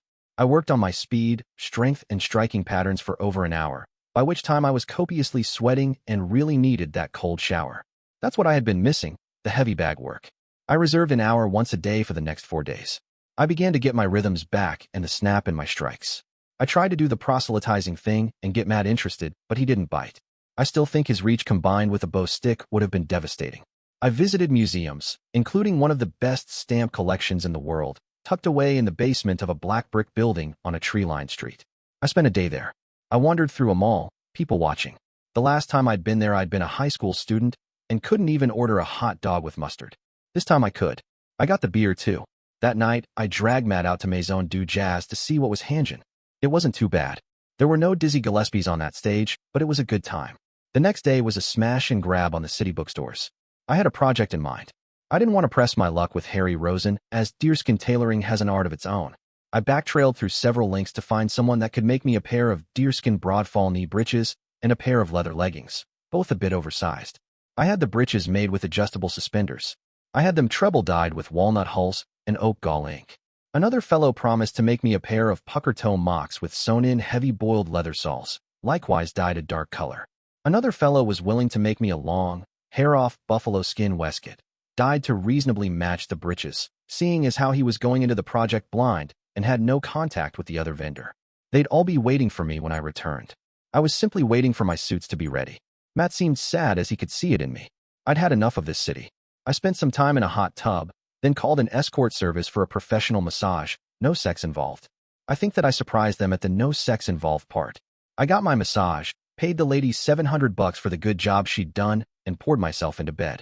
I set about finding a running track and heavy bag that I could use in Toronto. I paid for my reservations. I scheduled a private plane to take me to Toronto and a limo to pick me up. I scheduled a suite for 4 days at the Hotel La Germaine with an option to extend. I also booked a reservation at the Tom Jones Steakhouse for Sunday night at 8. I went to Harry Rosen for a final fitting, picked up my clothes, and said my goodbyes. The walking stick which they provided was 3.5 feet long. It was made of a 3/8-inch thick steel rod with ferrules at the top and bottom, confining many leather rings jammed tightly together, which stiffened the thing. I found it quite nice. I paid Matt an extra $700 on top of his contract and $500 for the concierge at Le Petit. Matt drove me to the airport, and we shook hands. I took off for my next port of call. I settled into my new hotel room. I noted that the hotel restaurant didn't open until 5 p.m., so I asked the concierge where one might have a decent breakfast close to the hotel. He remarked, "Why would a person wish such a thing?" I replied that it was the duty of a concierge to perform up to the expectations of the customer, not comment as to their feeding habits, desires, or sexual predilections. I remarked that he had just exceeded the bounds of decency, and would he please arrange to change my reservations to the Holiday Inn where at least a man could get a decent breakfast without it being bandied about by fools and regulars. The scarlet tone of his face let me know that he realized that he'd been chastised. I called ahead to the Holiday Inn to verify my reservations. The fool had screwed it up out of sheer meanness. I made certain to let the manager know that his concierge was losing him reservations and goodwill. The man was a rotten egg. When I checked out, I left the concierge 2 copper pennies. I resolved to have a good time no matter how much I wished to pound him into beef tartar. I exceeded my time on the heavy bag. I apologized and left a higher deposit for my time. I spent some quality time at the library. I tended to take long walks with my single sticks holstered across my back. In the mornings, I sat in the park and watched the veterans do Tai Chi. They invited me to join them, but I had to refuse. I'd be a distraction. I was still too angry. After I watched them, I went to the gym and beat the stuffing out of a heavy bag, first with my hands, feet, knees, and forearms, then with the single sticks. I was up to 2.5 hours a day working the bag. I paid them for a new one as I'd pretty well beat the hell out of their old one. I suggested that they not hang the new bag until I left, in about a week's time. I visited the docks during the evenings, which had been gentrified. Some of the old warehouses had been subdivided and converted into performance halls. I relaxed there, watching several groups do their best. Occasionally a professional would sit in, raising the entertainment level a notch or two. The crowd certainly appreciated it, and the energy levels were appreciably higher. I found a few places with good onion rings and pizza that evening. I found Toronto to be a lively town. It had better steak houses than Montreal. That was for certain. It also had a large Chinatown which I explored with great delight. I satisfied my longing for spicy Chinese dishes and finally tried Peking duck. I realized that I had to give the right impression to gain access to the better shops. First, I bought a slimline, highly polished briefcase in which I placed a checkbook, a few business cards in a case, and a good pen. I hired a Bentley and chauffeur to squire me about. I dressed in my good black wool suit, hat, and overcoat. I took up my cane and went searching out certain works in jade and jadeite, such as bowls and cups, works which would deceive the eye with their lines and colors. After making a couple purchases and exchanging business cards, I found myself introduced to another group of impeccably dressed gentlemen wearing suits that shouted out of being from bespoke tailors. They were meticulously polite to one another. I saw no tattoos, yet had my suspicions. I explained my desire to build a private viewing room with examples of beautiful jade and jadeite bowls that captured one's eye and transported one to a different place. I received a few small smiles. We took tea together. 3 gentlemen exchanged business cards with me, with all due ceremony. I carried on with my daily routines. In 2 days, I contacted offices of the first gentleman to leave me a card. An appointment was made for a viewing. I dressed as before and was driven to an upscale district near the airport. I was shown past several rooms that, by their velvet-covered trays, I assumed to be gemstone viewing rooms. Upstairs, I was confronted by a gallery of display stands, each with a small spotlight illuminating the display. 2 slender gentlemen stood careful watch near the door, and another accompanied me, carefully watching my hands. There were no cases and no signs. I spotted 2 beautiful works, one in yellow jade and another in white jade I saw, but one green jade bowl I liked, and it only showed its true glory when lit from below. I indicated my choices, then asked, "I know it may not be your forte, but do you have any hand-thrown tea bowls?" I once held a small bowl that, while hideous in appearance, made me smile when my eyes were closed. He looked at me as if to reevaluate my taste. He nodded and led me to another small room. There were half a dozen slightly misshapen bowls on display. I picked up each one in succession without looking at them. One had a hidden edge to beware of. One had a second lip which held your finger. One mottled gray bowl with a ridge molded into the side kept drawing me back. It was slightly larger than the others and had an irregular glaze. It fit my hand and just felt comfortable. I indicated that I wished to purchase that one. I was led to a small, neat office where I was presented a small sheet of good paper with a figure written on it. I smiled, opened my briefcase, withdrew my checkbook and pen, wrote out a check for the price listed, then folded the sheet of paper over my check and slid it across the desk to my salesman. He picked it up, checked the value, smiled, and shook my hand. Your purchases are being boxed as we speak. Where do you wish them delivered? To Shields Island, Maine, please. I trust your shipping arrangements more than my own. It would be a tragedy to lose them at this point. He nodded and walked me out. We drove back to Chinatown, where I entered a second-floor eating establishment and had a nice dish of pickle and a truly excellent pork chow fun, or noodle dish, with tea. I returned to the hotel where I dismissed the driver for the day. I researched where I might obtain Franklin whale oil lamps. A Franklin lamp is an oil lamp bearing 2 wicks. When both are lit, the flame spans between them and gives more light than expected. I also made inroads as to finding candlesticks, a reproduction traveling desk, and some early American collapsible camp furniture, sometimes known as campaign furniture. I knew where to find an Aladdin lamp that I could suspend by a cord or rope. I also had a line on cabin tents, or wall tents. I already had a cot in storage. I also needed a trader's wedge tent for registering the guests at the rendezvous. Services would have to be arranged for daily ice and firewood deliveries, portisans, and a dumpster. I already had the water line run. A wooden deck had to be placed about it to keep a mud pit from forming. A firewood bunker needed to be installed. I took some photographs of the campsite and the parking field the previous year. I needed to get a web page online with the photos, map, days the camp was to be open, as well as the camp rules and fees. I planned on a 3-week camp priced at $5 per week. The final advertisements had to go out incorporating the website address, as well as a circular to be paid for under the cover of Smoke and Fire magazine. I also contacted Crazy Crow Company to get my VU on their webpage. I wished to arrange for local cooks to provide a Saturday night feast for the crowd. I had no idea how many to plan for. It could be 5 or 50. We'd have to play it by ear and be ready to call for more services and food. A covered concrete floored shelter would be put in between the kitchen and the campground as soon as the ground firmed up. It would be supplied with electricity and a fireplace. I planned to have it enclosed eventually with wooden shutters and doors. We could use it as a warming shed in the winter if we installed a dogleg passageway at the entrance to block the wind. The local Boy Scouts would be encouraged to use it as a winter campsite. Deep bench seats against the walls could double as bunks. I'd set up the teepee for the kids and a wall tent for myself. If Juliana wished to participate, she would be welcome. I'd have to get her dress made soonest. As a diversion, I found a granite quarry still in operation not far from Bangor. I commissioned 39 huge granite beams to be delivered, each 2 feet by 2 feet by 8 feet long, to build the spring house. Some of the beams were to be cut into thirds so as to not overlap the joints. The ground where the spring surfaced was to be dug out, and a special stone was to be cut for its floor. A ledge was reserved to walk on around the edge of the pool, and pegs were driven into the walls so that cords could be tied off to raise up the submerged buckets. This would be built during the rendezvous.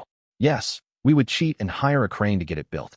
I did not wish to hire 40 men to do the job 1 crane operator and 2 helpers could do. I made an appointment to call on the second gentleman to give me his card. This time I was dropped off at a large bank in Chinatown and directed to the 4th floor. I saw evidence of a busy trading house. I was taken into the back of the establishment where a short hall was set aside to exhibit an array of unusual jade cups and bowls.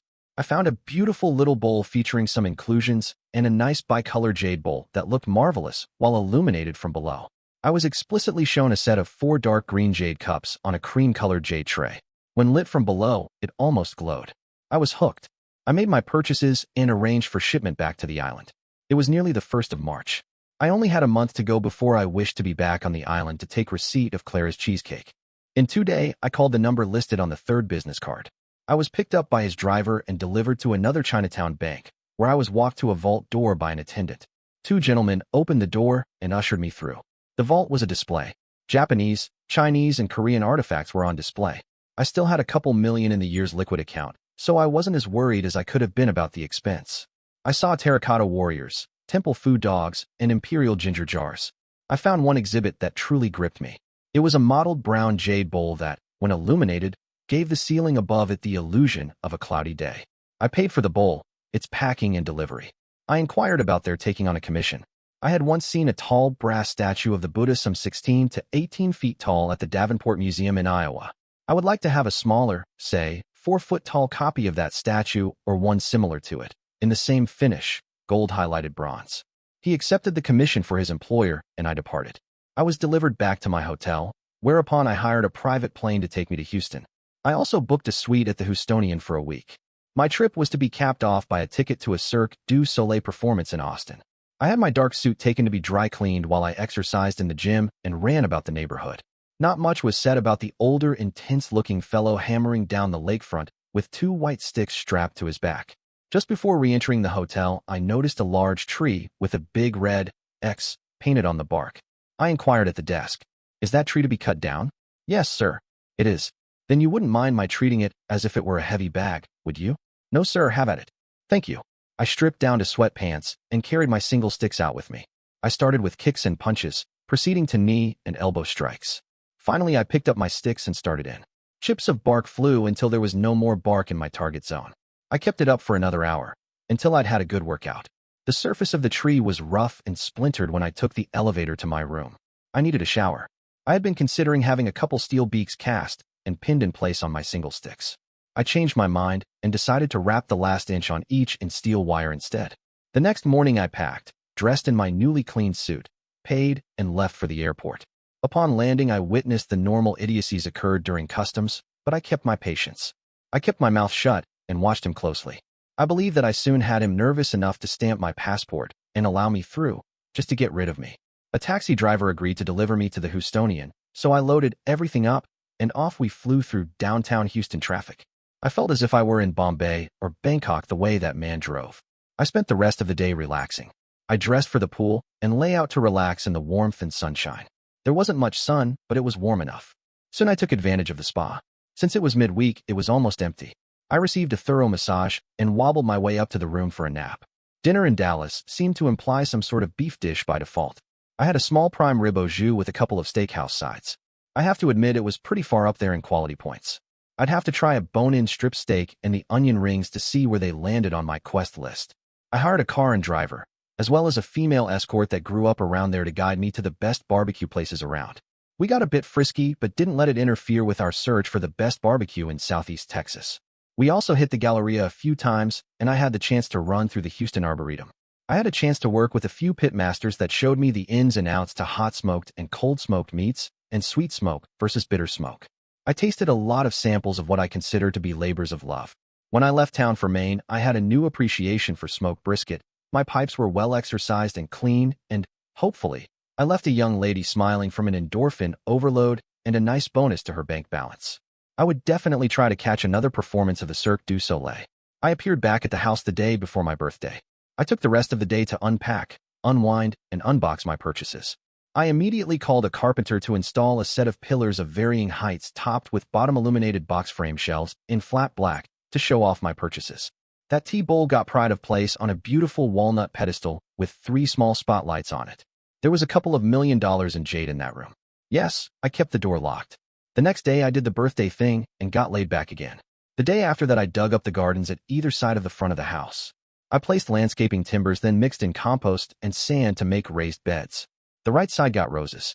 The left side got my herb garden that I'd been trying to get planted for 4 years. I set about getting the website in place. Once it was finished, the advertising went out.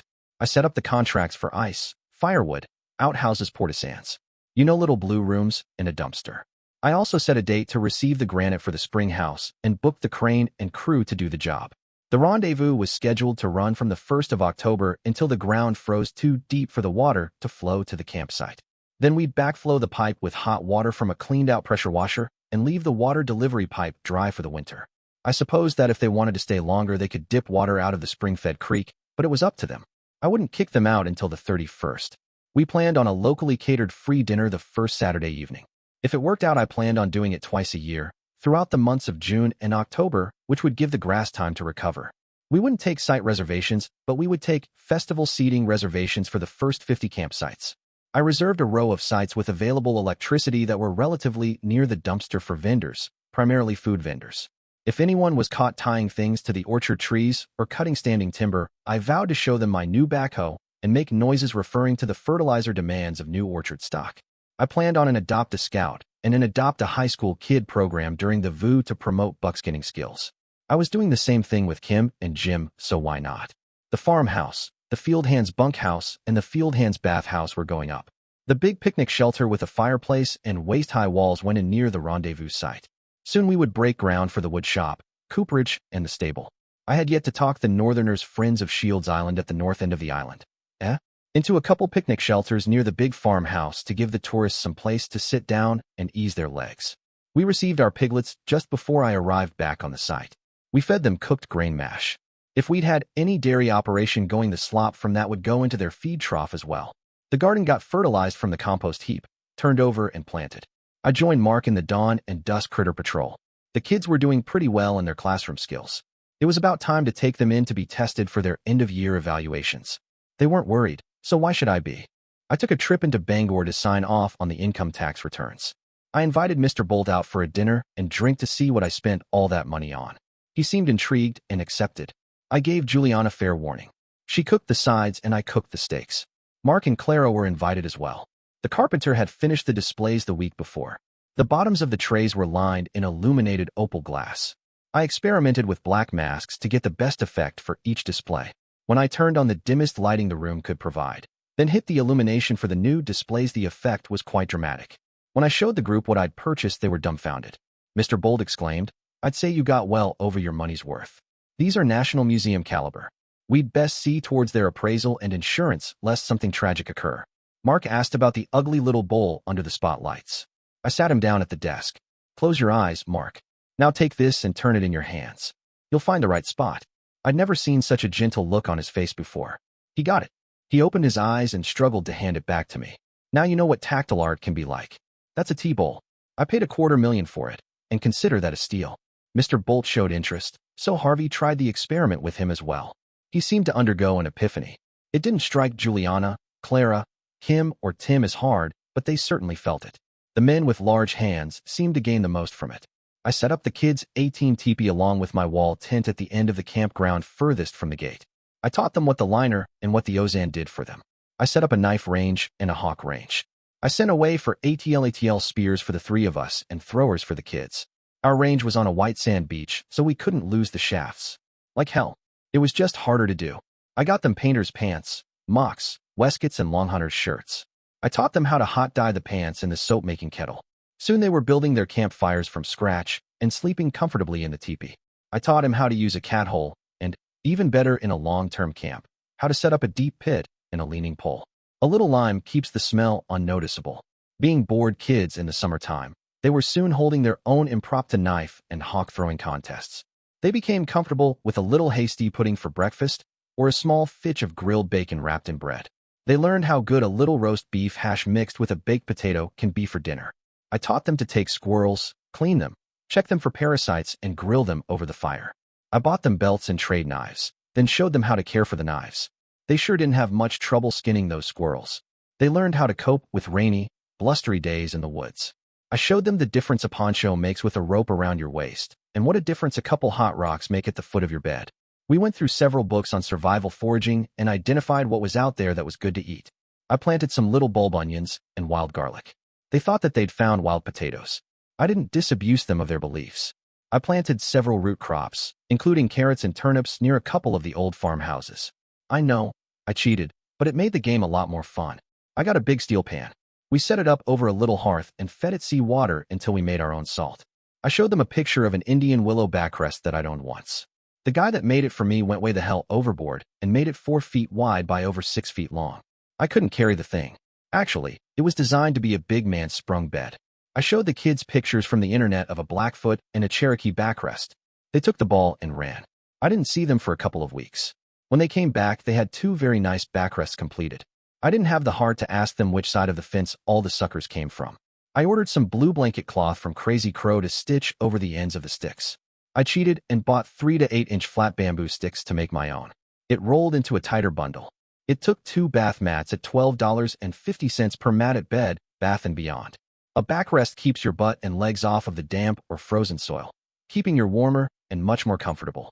You can lean back comfortably. An A-frame propping up the back gives you something to lean against and relax, inside or outside the teepee. I had bought them bearskins to act like oversized hairy sleeping bags. We believe that the Plains Indians, when they had the robes from bear or buffalo, slept on one and under another to stay warm, with all in the lodge sharing the furs and the warmth. The kids were coming along but had a ways to go. I didn't try to really push them, but made sure that they'd feel comfortable in a rendezvous setting. In a totally different area, I made sure that they county building inspectors were in on the farmhouse construction plans. They could doom the whole thing if they got their noses out of joint. It was July and time to start harvesting. We had a few new things this year, like okra and hot peppers. I dragooned the kids into helping me prep the jars in exchange for some supervised time on the rifle range. We didn't open up the rendezvous to firearms as black powder weapons were noisy and scared the crap out of the birds. Since the north end of the island was a designated bird sanctuary, I didn't want to press our luck. However, a little .22 rifle doesn't get much of a rise out of the wildlife. I know. I watched. Like all kids, they like to plink and kill paper targets. We boiled out the jars, bought new lids, and sanitized them as well. We spent some quality time sharpening our knives and bleaching the plastic cutting surfaces, then started in on the fresh tomatoes. The first of the harvest, of course, went to the table. The lettuce, spring onions, tomatoes, cucumbers, and radishes graced our table and made a wonderful change from the grocery store crap that had been sitting around in temperature-controlled warehouses for a month or more. Fresh picked sure beats pre-picked for commercial markets. Tomatoes, despite all the marketing to the contrary, have a wonderful flavor that disappears as soon as the fruit hits refrigeration. There's an aroma there that's closely associated with the vine. It isn't hard to make a good salad dressing that puts most commercial versions to shame. Most cream dressings are primarily buttermilk. With a blender and a few ingredients, you're golden. Mark seemed to be just going through the motions. He needed a pick-me-up. I brought up the idea of a partner for him. A female partner. He looked terrified at first, as if, horror of horrors, I were trying to get him married. I told him that it may eventually turn into that, but the familiarization process had to get them into the same church, much less up to the altar together. I helped Mark word the announcement. We left it fairly open, wanting a widow or daughter that grew up on a farm, from 20 to 40 years old, willing to help with maintenance tasks around a reenactment village and help with a medium-sized farm garden. The broadsheet emphasized the separate bedroom, generous payroll, free room, board and insurance, and the use of a farm expense account for food and all automotive costs, including gasoline. I had 20 printed up. We posted them in church foyers, on grocery store billboards, and in local diners. I even put one up at the feed store. The harvest went on as usual. We dropped off the older jars of preserved food to the local churches and pantries to make room for the new crop. Soon the frosts came, and it settled down to a dull roar. We harvested the rest of the root vegetables and turned over the garden for the winter. Once the hard freeze hit, the pigs went to the butcher. Once we transferred enough meat to fill one chest freezer, the remaining beef went to the food pantry and churches to make room for the pork. I asked the butcher to return the ribs and bellies in NSF tanks, think white plastic dish tubs, so that I could cure and smoke them myself. I also did that with 2 big hams which I dry cured. Once the side meat was well smoked, I thick sliced it on our commercial slicer and wrapped the bacon in 1-pound fitches. It would keep nicely in a cold room. I gave Mark 10 pounds to put away in his coat room, up on a shelf. The smoked ribs got barbecued, and we had a fall feast. Meanwhile, I got the Woodwright shop, the stable, and the cooper's shop finished. A skilled man could have sat right down and gotten right to work at any of them. Against my better judgment, I bought a pair of young mules and a pair of riding horses. I'd bought a buckboard wagon and a sprung carriage with all the traces and harness to do the job around Christmas. I bought a half-ton of bagged grain and 100 pounds of wrinkled apples, for use as treats for the mules and the horses. I bought body blankets for them and made sure that the heaters and watering systems worked well. I read that the blankets should only be on them when we turned them out into the pasture on cold and windy days. A hand placed beneath the blanket should not come back sweaty. We didn't have assigned stalls for them, just a manger area that we could scrape down with the end loader every other day. I bought several tons of baled alfalfa for the barn and a couple tons of rough-chopped corn cobs for bedding. The kids and I spent part of each day working with the animals, grooming them, and caring for them. They soon became habituated to the place. I was worried about what might go wrong when we introduced them to the dogs, but it went very well. You could have sold tickets and popcorn to watch us try to harness the mules the first couple of times. I swear that they looked at me like I was some kind of idiot and sighed each time I got it wrong.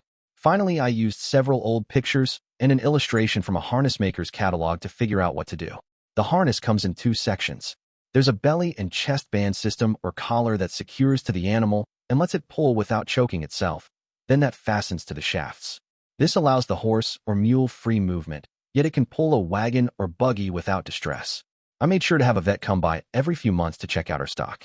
We had a farrier come by to inspect the hooves and shoes of the horses and mules every season. I was hesitant to try riding the mules, but they seemed to watch whatever I was doing when I was on horseback. Finally, I took a deep breath and saddled one.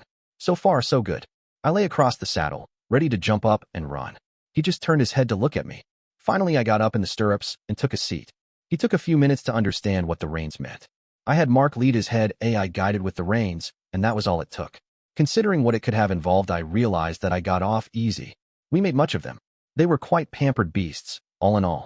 We had fresh eggs daily and stewing chicken when the hens got older. The yield from our garden, along with plenty of beef and pork, made up the bulk of our diets. We grew everything we needed except rice, wheat, cornmeal, beans, sugar, salt, spices, and dairy. We weren't raising our own cotton, flax, or wool, so we weren't self-sufficient in cloth either, but if worse came to worse, we could make our own shoes. We didn't raise enough fodder for the animals we had, nor the grain they needed, but the costs of that type of farming scaled against our success. Large operations were cheaper by the ton. We were much better off buying what we needed. The sawmill was pushing the scale of industry that we'd be able to support. Realistically, once we'd stopped building, it would have been packed up and sold to another group to build out their project. Actually, that was good, as huge areas wouldn't be denuded of trees if the sawmill moved around. We couldn't support a grain mill either in grain to grind or in power to operate it. I fully supported our decision not to get into dairy. We didn't pump our own oil or refine it either. We didn't dig the or manufacture our own iron and steel. We did not generate our own electricity. There were some places a wise man feared to tread for a reason. Let's attempt to enumerate what it would take to design a totally self-sufficient community without scavenging old wrecks or anything like that which might be available in a post-disaster scenario. You'd need to be in an area with a working oil well or two, and preferably a working gas well too. Just blue skying it.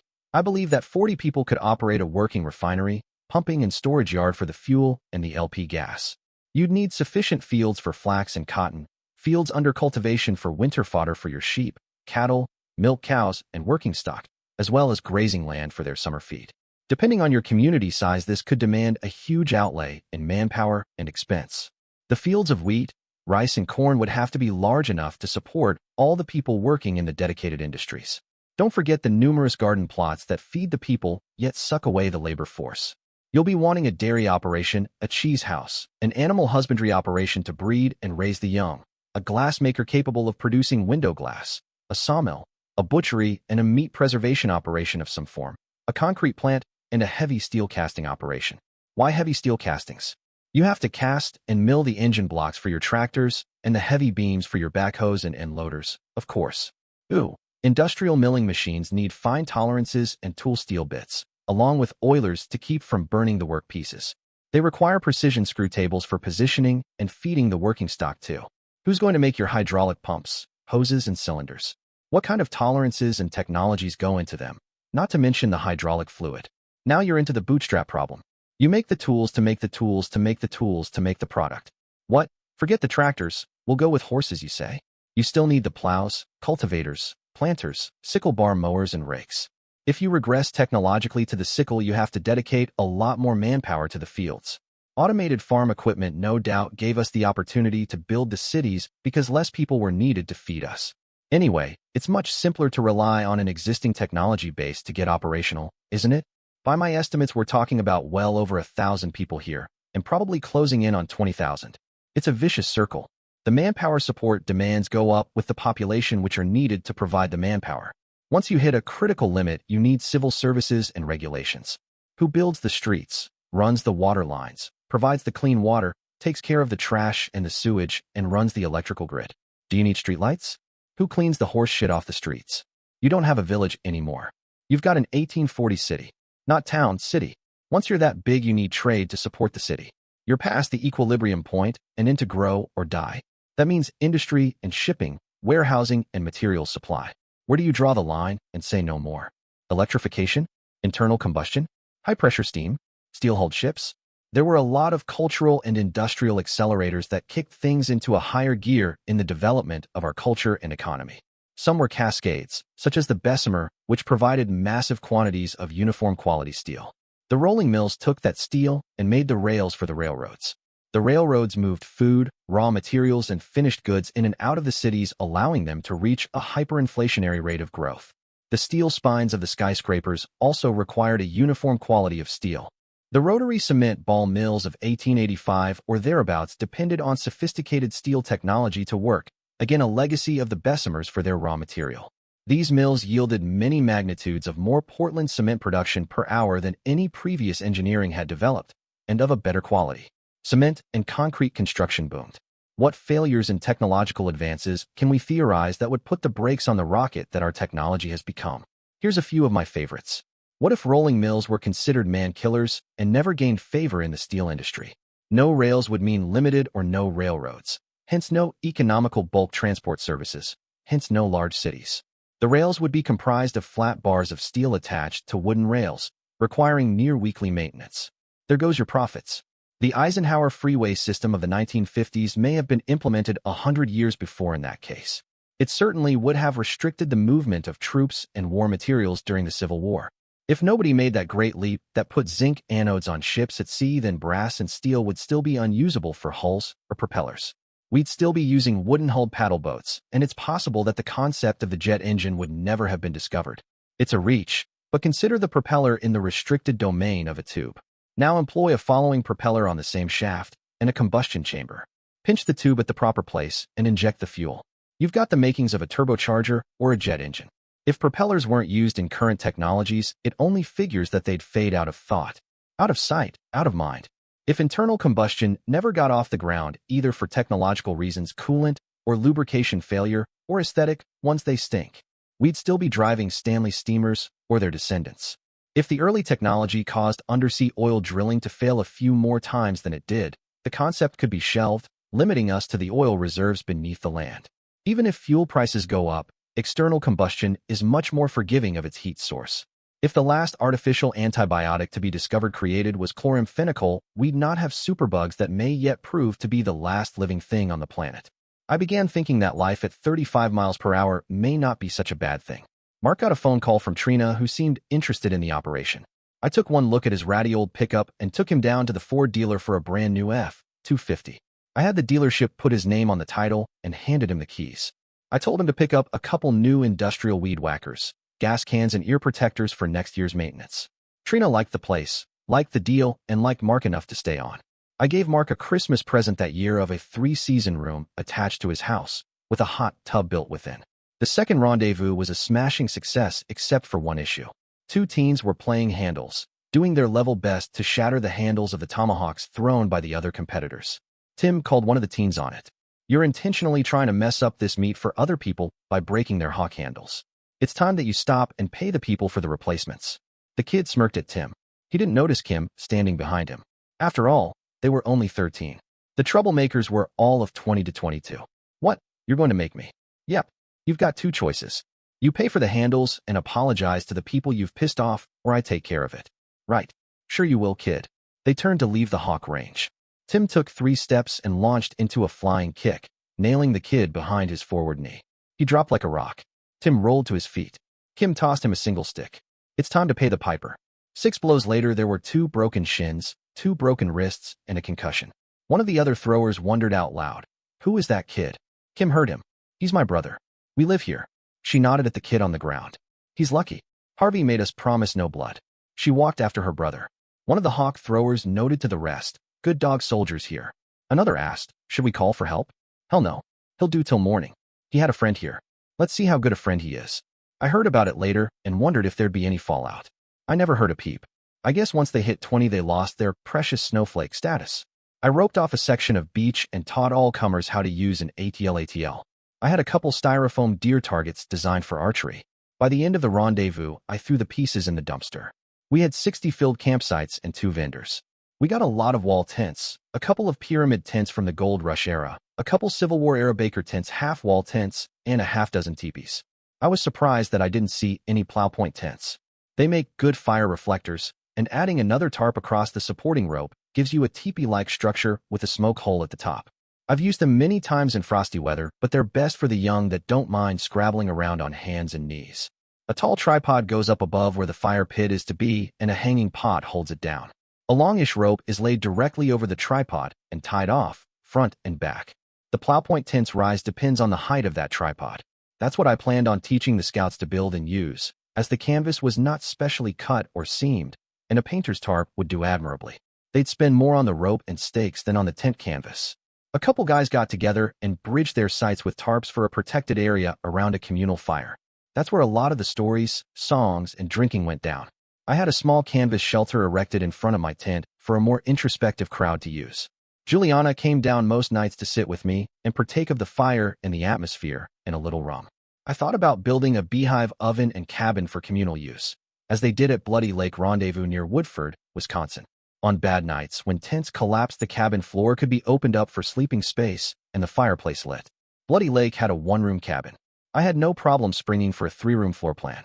We'd just use one of the plans our benefactors had left from the other pioneer villages. We'd make it a project for the next rendezvous. The year after that, we'd build 2 beehive ovens.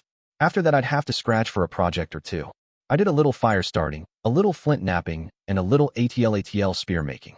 I sold a lot of smoked meat, beef, pork, and root vegetables to those that didn't want to go to town to resupply. I thought it was pretty cool when some woman asked where did these carrots come from. I walked her over to the garden, pointed, and said there. Nuff said. They got all giddy about the organic, locally grown produce. I got rid of a couple cases of canned Jared tomatoes and pickles, as well as fresh carrots, turnips, and potatoes. I held out on our small chest freezer full of fresh herbs. When that crowd found out we raised our own beef and pork, they went noisily nuts. I discovered a high-demand niche market. We'd have to expand the next few years and add to our chest freezer farm. Before that, however, I talked it over with Juliana, Mark, and Trina. Now that Trina was helping out, we figured that we could expand our beef and pork operations without much distress. We may even raise a bison or 2 for meat. The demand certainly was there. I called around to determine the availability of grain and fodder. We'd be all right. We expanded the calf mangers that winter. At the Thanksgiving dinner, Mark and Trina were looking insufferably happy with each other. I could see Juliana working herself into a bad case of the blues. After dinner, I wrapped her up in an arm and took her to the hot tub, where I loved up on her by giving her a back rub, then holding her in my lap and hugging her. I took her to bed that night, just to sleep, but I held her in my arms until morning. Upon waking, I gave her a hug, then went for my tea. She smiled as she sat across from me. I've been lonely for so long that it took having my nose rubbed in it to remember what it was like to have companionship. She took a sip of her drink, then smiled at me once more. Thanks for making me feel good again. I reached across the table and took her hand. Believe me, it wasn't such a horrible task. I wouldn't mind doing it again. A lot. It was almost like an endorphin rush, but it was calmer. It was the feeling of security. When Clara came to visit, she said the change in atmosphere was noticeable. She'd been staying away because things felt uncomfortable around the farm. That was gone now. We welcomed her presence. During the week, Juliana spent more nights than not in my bed with me. I dare say we both slept better for it. The kids decided to comment on our new relationship. One morning, they came down singing Harvey and Juliana, sittin' in a tree, KSS Genji. I hadn't told their mom, but I came upon them up in the hayloft experimenting one warm summer day. Well, they looked pretty practiced to be experimenting. Kimmy and Timmy up in the loft, stroking and poking to make it soft. I got a couple of real red faces and open mouths. Mama just shook a finger at them and said, "No grandkids." I smiled my innocent wouldn't say shit if I had a mouthful smile and said, "Gotta watch those glass houses guys. They didn't quite know how to deal with us for a while." Hell, you'd think that they'd been the first ones caught playing stinkfinger. Come spring, we bought 20 head of weaned white-faced calves.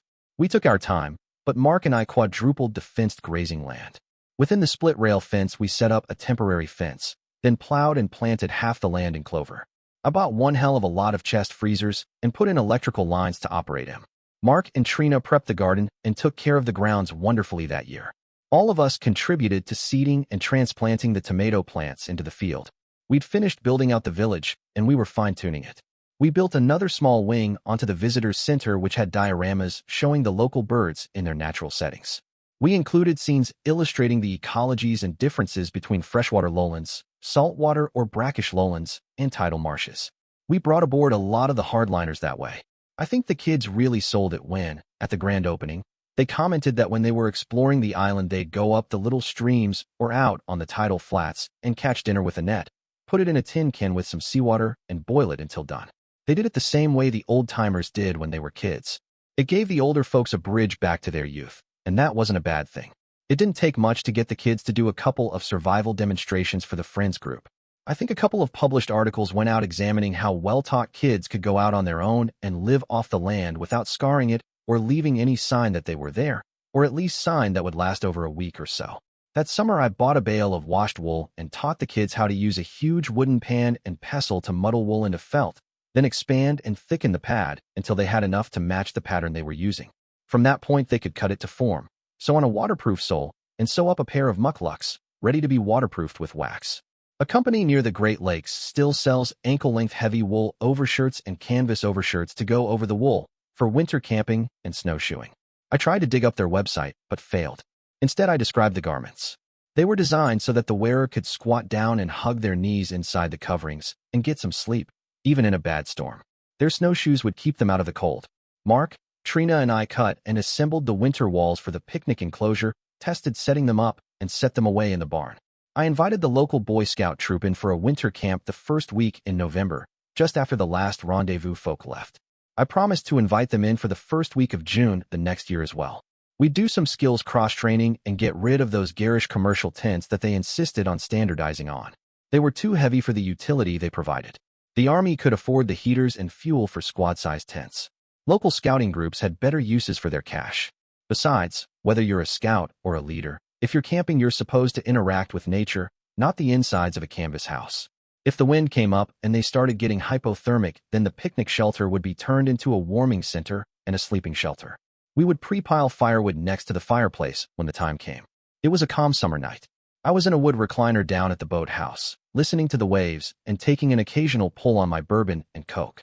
Juliana walked up behind me and laid her hands down on my shoulders. I rubbed my cheek against her wrist. I said, "I've been thinking." What about?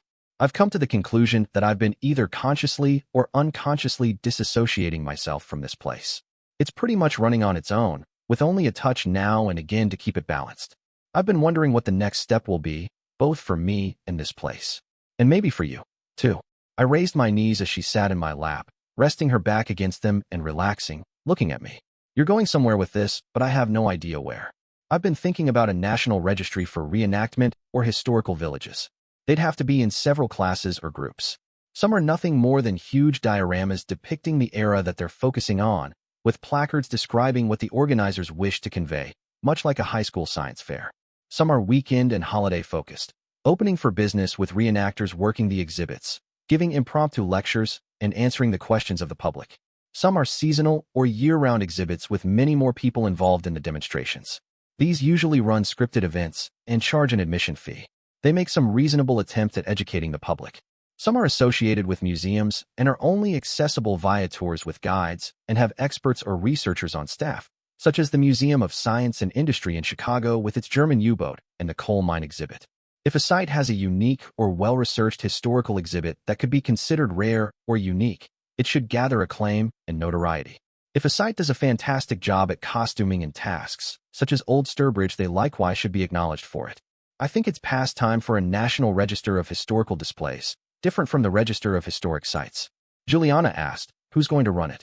This idea isn't either small in scope or easily manageable. It'll require site visits. I replied, I was thinking of the National Museum in Washington, D.C., or even getting the Smithsonian to manage it. If I pledge $3 million a year at it for 10 years, that should get it off the ground. Hopefully I can bludgeon them into writing a no-dues rule into the charter, as a lot of these places just don't have the spare cash to spend that way. They could certainly use the advertising, but not at the expense of a rapacious yearly fee that, no doubt, would mostly be siphoned off for administrative fees. There should be an easy solution for that. She said, if the administrative fees are fixed in the charter and increases are linked to the cost of living, the trustees couldn't vote themselves the nest egg. Good idea. Tell you what. Let's get a lawyer to draw up a sample contract, then let's get you a pretty dress or two, then we'll shop it around DC. If we get some Ivy League colleges with extensive history departments behind it, we'll have a better chance of getting in the door. We were told that we had a better chance getting it done in stages. Since I had no experience in the field, I bowed to their advice. First, the charter was approved by the Maine Chief Justice.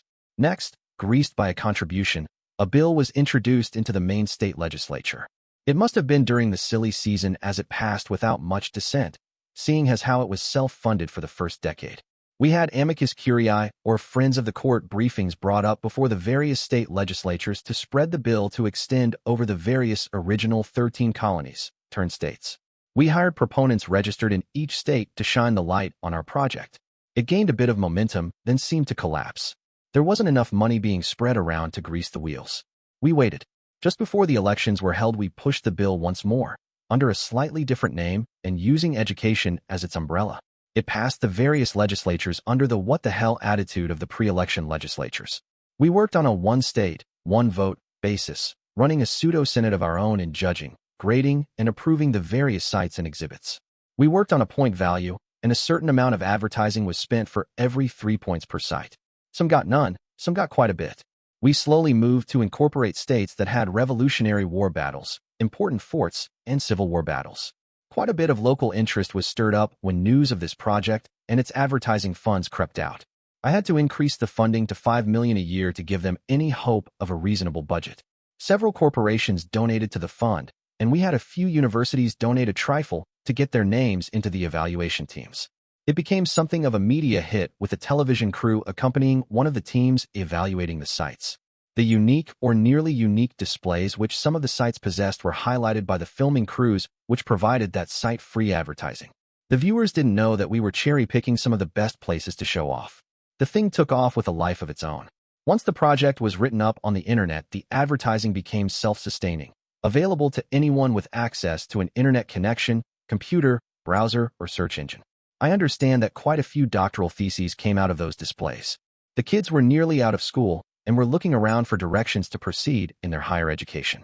I had broadened their camping skills to include LED lights with marvelous efficiencies and incredibly long-lived batteries, the use of water filters, bleach and polar pure iodine for water purification, lightweight coated nylon tents and tarps, navigation with maps and GPS, simple vehicle maintenance, shortwave radio theory, use and protocols, as well as using firearms for hunting for the table as well as on the target range. They had the eye for the long distances that I'd lost long ago.